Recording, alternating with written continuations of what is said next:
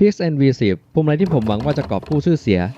ยงจาก PXN V9 ได้กู้ได้หรือเปล่าไม่รู้แต่ที่รู้ไม่ได้กู้เอง Mad Cat กอบกู้ให้ใช่ครับพวงมาลัยตัวนี้ PXN ไม่ได้ทำเองเพราะงั้นมาเปิดคลิปกันใหม่ยินดีต้อนรับเข้าสู่การรีวิวจอยพวงมาลัย Mad Cat V10 โอเคไม่เล่นละ PXN V10 เล่นได้น่าจะเรียกว่าเล่นได้กับทุกแพลตฟอร์มเลยไม่ว่าจะเป็น Xbox PlayStation PC พวงเดียวเล่นได้ครอบจักรวาลแต่ PS5 ยังไม่ซัพพอร์ตนะด้านหลังของ Wheelbase หรือฐานของพวงมาลัยมีช่องต่อ USB อยู่1ช่องไว้เสียบเข้ากับจอยไม่ว่าจะเป็นจอย Xbox หรือจอยของ PlayStation ซึ่งต้องเสียบกับจอยของคอนโซลนั้นถึงจะเล่นได้นะครับไม่งั้นคอนโซลมันจะมองไม่เห็นจอยพวงมาลัยตัวนี้และการที่เล่นได้ทั้งกับ Xbox และ PlayStation ได้ทั้งคู่ตรงนี้เป็นจุดขายที่แข็งมากแถมรุ่นนี้มี Force Feedback แล้วเป็น Force Feedback ระบบเฟืองแบบเดียวกับ Logitech ซึ่งดีไซน์ไส้ในของระบบ Force Feedback ก็เหมือนของ Logitech มากๆคิดว่าคงได้แรงบันดาลใจมาจาก Logitech แน่นอนเพราะงั้นถ้ามันทำงานคล้ายๆกับ Logitech ก็ไม่ต้องแปลกใจก่อนอื่นขอบ้าให้นิดหนึ่งว่าถ้าพวงมาลัยตัวนี้มันแย่ผมก็คงไม่แจกเพราะทั้งผมและ GGK ก็ไม่ได้อยากจะแจกของไม่ดีแต่ก็ไม่ได้หมายความว่ามันจะดีเลิศประเสริฐอะไรนะครับใช่ครับผมแจก PXN V10 ตัวนี้และผู้โชคดีก็คือคุณก็ตอนนี้นะครับมีคนเข้าร่วมกิจกรรมอยู่ถึง571คนเลยนะครับส่งเมลกันเข้ามาเพื่อชิงรางวัลตัว PXN V10 ตัวนี้นะที่วางอยู่ตัวนี้ก็มันหมดเขตเมื่อวานนะครับวันที่20ผมให้ถึงเที่ยงคืนนะครับก็มีคนบางส่วนที่ส่งไม่ทันนะครับผมก็ต้องบอกตรงนี้ว่าผมก็ต้องไม่นับนะครับสำหรับใครที่ส่งไม่ทันเนี่ยก็ไม่ต้องเสียใจนะครับเดี๋ยวรอบหน้าเอาใหม่นะเดี๋ยวก็มีของมาแจกเรื่อยๆนะครับช่วงนี้571คนครับผมจะทำการสุ่มนะครับโดยใช้Google นะครับเป็นตัวสุ่มให้เรานะก็ต่ำสุดคือ1นะครับแล้วก็สูงสุดก็คือ571คนก็จะสุ่มระหว่างเลขนี้นะครับทีเดียวเลยนะเดี๋ยวผมกดเลยนะสร้างปึ๊บ221นะครับคนที่221แล้วเดี๋ยวผมก็จะมานั่งหาว่า221เนี่ยมันคนที่เท่าไหร่นะ1 2 3 4 5 6 7 8 9 10 11 12 13 14 15 16 17 18 19 20 21นะครับเนี่ยคนนี้ครับผู้โชคดีนะครับคือนายยศกรนะครับเลขเบอร์มือถือลงท้ายด้วย3669นะครับยินดีด้วยนะครับกับคุณยศกรนะงั้นก็ตามเดี๋ยวผมขอดูหน่อยซิกดไลค์เพจนะครับเรียบร้อยไหมนะกดไลค์เพจเรียบร้อยนะครับของ GGK แล้วก็กดติดตามเราเรียบร้อยแล้วโอเคก็2อย่างแค่นี้ก็ครบแล้วครับร่วมกิจกรรมง่ายๆนะครับเขาบอกว่าอะไรเนี่ย99สาธุครับได้ด้วยนะครับสาธุเนี่ยโทรหาคุณยศกรตอนนี้เลยดีไหมตอนนี้กี่โมงอะ9 โมง13โทรเลยกันโทรละ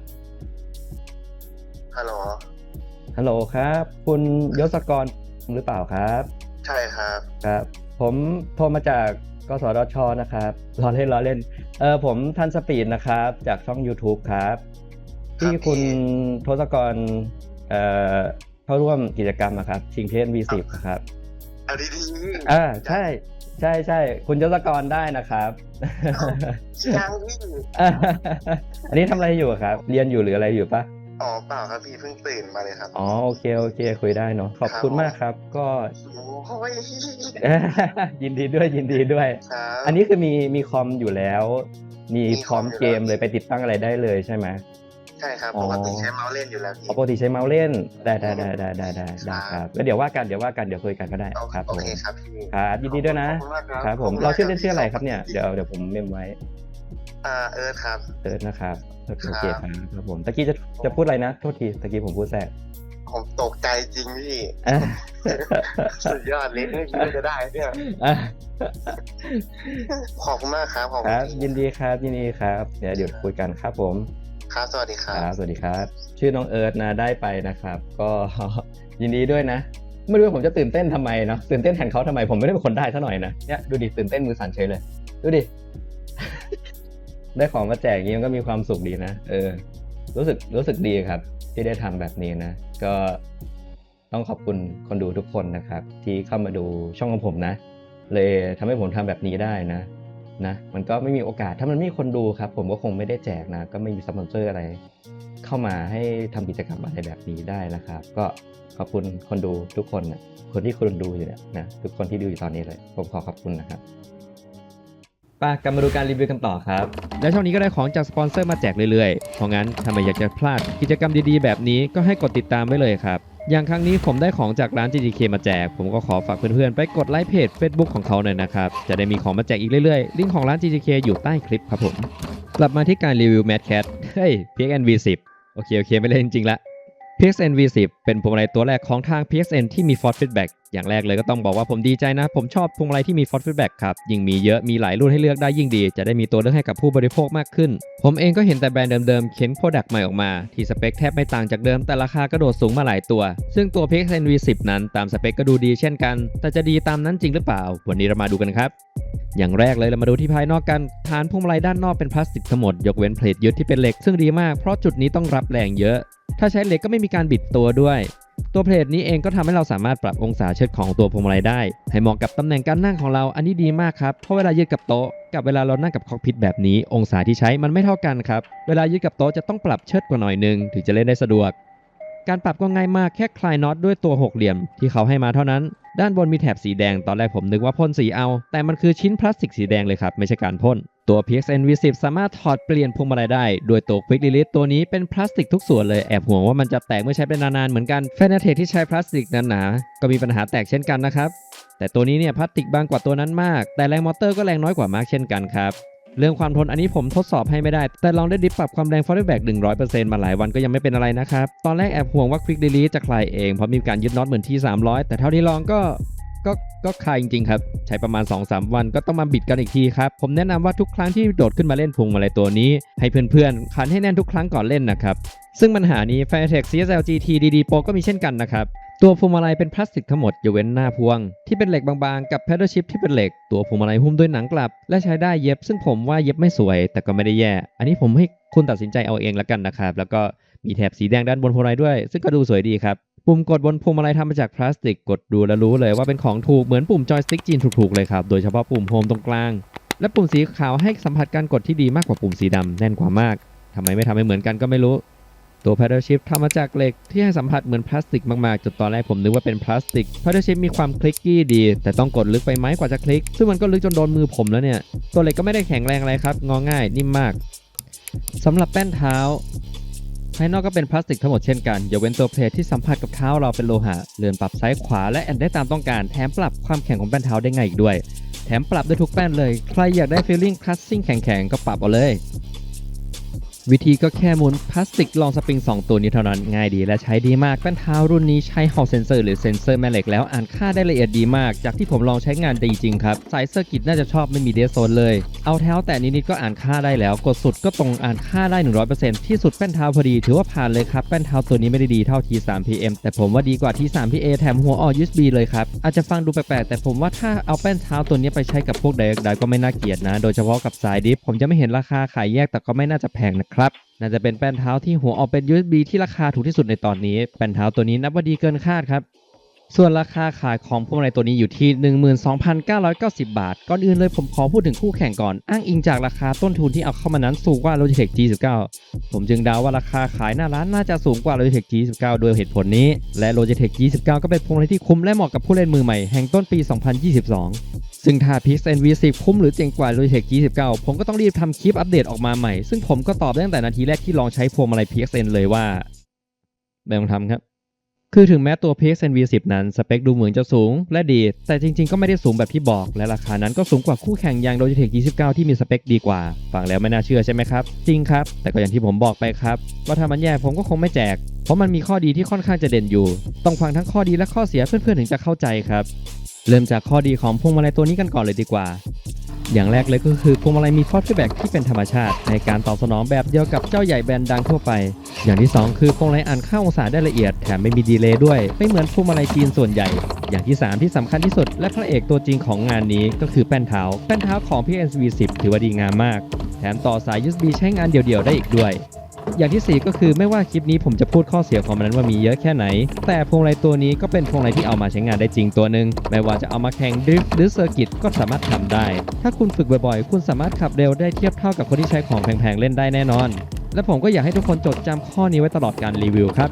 อย่างที่5คือทั้งฐานและพวงมาลัยมีขนาดกระทัดรัดและน้ำหนักเบามากเก็บได้ง่ายเหมาะเอาไปใช้คู่กับฮาร์ดคอปพิทที่พับได้สำหรับคนที่มีพื้นที่จำกัดสามารถยกเข้าและออกได้ง่ายไม่หนักครับ อย่างที่ 6 คือมันสามารถเล่นได้แทบทุกแพลตฟอร์มก็คือทั้ง PlayStation PC และ Xbox เล่นได้หมดเลยและนี่น่าจะเป็นจุดแข็งที่สุดของพวงมาลัยตัวนี้เพราะมีตัวเดียวจบจริงๆสำหรับคนที่มีทั้ง PC และคอนโซลไม่ต้องมีจอยพวงมาลัย2ตัวมีตัวเดียวจบได้เลยอย่างที่ 7 ถอดพวงมาลัยเปลี่ยนได้ง่ายและ Quick Release ก็ทำมาดีถึงแม้มันจะมีคลายบ้างเมื่อใช้ไป 2-3 วันแต่มันก็คือ 2-3 วันไม่ได้รบกวนการใช้งานเวลาเราเล่นเกมจริงๆอย่างที่ 8 การปรับตั้งค่าต่างๆสามารถทำได้ผ่านแอปพลิเคชันในมือถือเล่นไปปรับไปได้เลยสะดวกมากอย่างที่ 9 Feedback ทำงานได้ดีคล้ายคลึงกับ Logitech G19 เมื่อต่อเข้ากับ PlayStation 4 แน่นอนว่าถ้าพูดข้อดีมาขนาดนี้แล้วข้อเสียของมันล่ะคืออะไรทำไมผมถึงแนะนำให้คุณซื้อจอยพวงมาลัยราคาใกล้เคียงกันอย่าง Logitech G19 มากกว่ามาดูกันครับข้อเสียหลักๆที่เห็นจากพวงมาลัยตัวนี้อย่างแรกเลยก็คือเมื่อผมได้ลองจับรู้สึกเลยว่าเวลาต่อกับคอมพิวเตอร์หรือ PC ช่วงความแรงของมอเตอร์ที่ทำได้มีน้อยมากๆการเกลี่ยคอร์สฟีดแบ็กสั้นมากการทำงานแทบจะเหมือนเปิดกับปิดเลยช่วงที่ต้องดึงแรงกับต้องดึงเบาต่างกันน้อยมากแต่ก็ยังดีกว่า Force GT ของ Logitech อันนั้นคือเหมือนกับเปิดกับปิดจริงๆตัวนั้นมือ2ประมาณ 1-2,000 บาทนิดๆเรื่องนี้น่าจะแก้ไขได้หาก PSN ทำไดเวอร์สำหรับ PC โดยเฉพาะออกมาแต่ในตอนนี้นั้นก็ยังไม่มีวี่แววว่าจะทำอย่างที่ 2 เลยคือแรงของ Feedback ที่เคลมว่ามีเยอะพอๆกับ T300 คือมีคอมเมนต์หลายคนพูดถึงบ่อยๆว่ามียูทูบเบอร์รีวิวว่าแรงบิดมีมากกว่า T300 แต่พอผมลองจับเองเล่นเองดูผมก็รู้เลยครับว่าไม่เท่าแน่นอน PXN V10 เบากว่า T300 เยอะครับไม่มีทางเท่ากันเนี่ยครับพอผมได้ลองพวงมาลัยมาหลายรุ่นจริงๆมันเห็นเลยครับว่าสิ่งที่เขาพูดกันมันถูกหรือผิดจริงหรือไม่จริงแต่ถ้าเทียบกับ G19 ผมคิดว่า PXN V10 แรงกว่าอยู่นิดเดียวครับไม่เยอะครับถือว่าความแรงอยู่ในระดับเดียวกันอย่างที่ 3 คือบั๊กครับถ้าจะเล่นกับเกม Forza 5 ก็ต้องใช้ Forza Emuview ไม่งั้นเฟรมเรทเราจะตกลงครึ่งหนึ่งส่วนวิธีแก้นั้นทำตามคลิปที่ผมเคยสอนไว้ได้เลยลิงก์อยู่ใต้วิดีโอครับ Assetto Corsa ปี 2014 ก็มีปัญหาเช่นกันนะครับแจ้งเตือน CPU 100% ตลอดเวลาเมื่อจอดรถส่วน Assetto Corsa Competizione ผมลองแล้วไม่มีปัญหาครับข้อเสียอย่างที่ 4 Pedal Shift ครับคือ Pedal Shift เนี่ยดีไซน์การวางตำแหน่งมาได้ไม่ดีครับเวลาใช้นิ้วกด Pedal Shift มันจะโดนมือเราเหมือนกับเรากดแป้น Pedal Shift ลงบนมือเราเองก็เลยทำให้ผมไม่ชอบมันสักเท่าไหร่ข้อเสียอย่างที่ 5 แผ่นยึดมีรูให้ยึดกับคอกพิทไม่ค่อยหลากหลายผมลองทับกับคอกพิทของ Rigid ไม่มีรูไหนใช้ได้เลยแต่อันนี้คอกพิทของ JS Cockpit ใช้ได้ครับตรงกับ4รูยึดแน่นๆได้สบายๆ GGK ก็มีขายคอกพิทเหมือนกันนะใครสนใจก็ให้ร้านเขาลองทาบดูครับน่าจะได้เหมือนกันข้อเสียอย่างที่ 6 ไม่เชิงว่าเป็นข้อเสียซะทีเดียวแต่เป็นข้อสงสัยมากกว่าคือการทำจอยพวงมาลัยแบบถอดเปลี่ยนพวงมาลัยได้เนี่ยมันดีแต่ตอนนี้ก็ยังไม่เห็นว่าจะมีพวงอื่นให้เปลี่ยนถ้าอนาคตไม่มีพวงมาลัยตัวอื่นให้เปลี่ยนเพิ่มอีกเนี่ยตรงนี้มันจะเป็นข้อเสียเพราะว่าความแข็งแรงมันน้อยกว่าแบบถอดไม่ได้ซึ่งใช้ไปแล้วก็หลวมจริงๆครับแนะนำว่าให้บิดจนแน่นก่อนเล่นทุกครั้งผมคิดว่าเดี๋ยวก็คงจะมี Third Party ทำมอดออกมาให้แปลงใส่พวงมาลัยอะไรก็ได้เหมือนพวก Logitech กับ Touchmasterข้อเสียอย่างที่ 7 เวลาเล่น Assetto Corsa จะมีบั๊กอีกเล็กน้อยที่ทำให้การขับในช่วงความเร็วต่ำลดเร็วผิดปกติเป็นบางช่วงแต่ก็ไม่ซีเรียสเพราะเวลาขับแข่งเซอร์กิตหรือในระหว่างที่เราดิฟอยู่ไม่เป็นครับอาการนี้จะไม่มีครับข้อเสียอย่างที่ 8 พวงมาลัยมีเอียงบ้างเล็กน้อยเวลาใช้เบี้ยวประมาณ4 องศาเป็นบางจังหวะซึ่งทำให้สังเกตก็อาจจะไม่เห็นแล้วก็ไม่ได้กระทบอะไรกับการขับแต่พอเห็นเราก็อาจจะรู้สึกตะขิดตะขวงใจอยู่เหมือนกันสรุปเลยนะครับพวงมาลัยตัวนี้สามารถเอามาใช้งานได้ครับอาจจะมีบั๊กกวนใจเราเล็กน้อยแต่ไม่ถึงขั้นเล่นไม่ได้ Force Feedback ระบบเฟืองถึงจะทำงานได้ไม่ดีนักมีความฝืดที่ค่อนข้างมากกลบรายละเอียด Force Feedback ที่ไม่ค่อยมีเข้าไปอีกแต่ก็ยังตอบสนองแบบเป็นธรรมชาติเหมือนพวงมาลัยแบรนด์ดีๆนี่แหละครับแค่ให้รายละเอียดที่น้อยกว่ามากเดี๋ยวผมจะเอากราฟจากโปรแกรม View Check ให้ดูในช่วงการเกลี่ย Force Feedback มันมีแค่นี้ครับกราฟจึงแปลกมากปกติจะได้สโลปประมาณนี้จริงๆกราฟของ Force GT สวยกว่า PXN V10 อีกครับแต่องศาเขามีให้ 200เลยแทบไม่มีผลอันนี้น่าเสียดายมากๆครับเพราะแป้นเท้ามาดีมากๆแล้วที่เหลือคือพวงมาลัยไม่ไปด้วยกันสักเท่าไหร่แต่ทั้งนี้ทั้งนั้นการขับเซอร์กิตด้วย PXN V10 ก็พอได้พอจะจับอาการรถได้อยู่ผมลองแล้วขับได้แน่นอนครับและที่สำคัญคือแป้นเท้ามันดีมากในกลุ่มจอยพวงมาลัยรุ่นเริ่มต้นสำหรับสายเซอร์กิตแป้นเท้าที่ดีมีส่วนสำคัญมากกว่าพวงมาลัยเหตุผลเดียวกับที่ผมแนะนำ T150 Pro ให้กับฝั่งเซอร์กิตมากกว่า G29 ก็เพราะว่าแป้นเท้านี่แหละครับแป้นเท้าที่ดีกว่าทำให้เราสามารถกะแรงเบรกและก่อคันเร่งได้ง่ายและแม่นยำสิ่งนี้เป็นส่วนที่สำคัญมากในการควบคุมอาการของรถเวลาเข้าโค้งครับสำหรับการดิฟนั้นไม่ต้องใช้รายละเอียด Feedback มากมายเท่าไหร่ก็เลยกลบจุดด้อยของพวงมาลัยตัวนี้ไปได้บางส่วนพวงมาลัยตัวนี้เล่นดิฟได้ถึงจะฝืดและตีช้าพอๆกับ T150 แต่พอพวงมาลัยตัวนี้ปรับองศาลงมาที่600ก็สามารถเล่นดิฟได้สบายพวงมาลัยตัวนี้ผมว่าฝืดพอๆกับ T150 ก็คือฝืดกว่า Logitech G29 นั่นเองมาพูดถึงฝั่งคอนโซลกันบ้างสำหรับคนที่เล่นฝั่ง PlayStation คุณมีตัวเลือกเยอะทำให้ PSN V10 ก็ดูจะไม่ได้เด่นอะไร แต่สำหรับฝั่ง Xbox มีพวงให้เลือกน้อยมากๆผมว่าซื้อได้แต่ผมก็ไม่ได้เทสว่าการทำงานกับ Xbox มันเป็นอย่างไรเพราะผมไม่มี Xbox และนั่นก็เป็นแค่ความเห็นของผมกับจอยพวงมาลัยตัวนี้สำหรับตอนนี้กับราคานี้ผมแนะนำให้ซื้อ G19 และ G920 ยังดีกว่าแต่ยังไงผมก็หวังว่า PSN จะออกพวงมาลัยที่มี Fallback ออกมาอีกและแก้ไขปัญหาที่เกิดขึ้นกับรุ่นนี้ให้หายไป